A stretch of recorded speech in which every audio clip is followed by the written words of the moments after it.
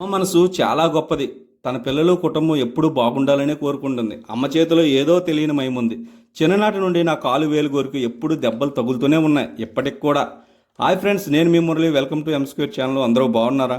నేను మా పలాస ఊరు వెళ్ళే ముందు పనిచేస్తున్నప్పుడు కాలుకు రాయి తగిలి గోరు కదిలింది. రక్తం వచ్చింది. వెంటనే డాక్టర్ దగ్గరికి వెళ్తే ఇంజక్షన్లు, టాబ్లెట్లు తీసుకున్నాను.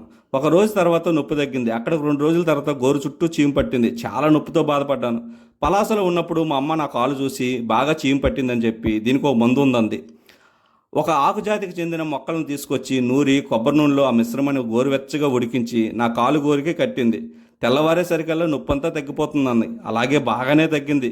మరో 3 రోజులు ఇలాగే చేస్తే పూర్తిగా నయమైపోతుందంది. అమ్మ చేతి సెలవు ఎంత గొప్పదో. తన పిల్లలు ఎలాంటి వారైనా తన మాత్రం ఏమీ ఆశించకుండా సేవ చేస్తుంది. అదేరా అమ్మ ప్రేమ అంటే. అమ్మ చేతిలోనే అసలైన వజ్యం ఉంటుంది. మీరేమంటారు? ఈ ఆకు పేరు ఏమిటో తెలుసుకోవాలనుకుంటే నెక్స్ట్ వీడియోలో చూడండి. Please like, share and subscribe మర్చిపోకండి. బాయ్, ఉంటా మరి.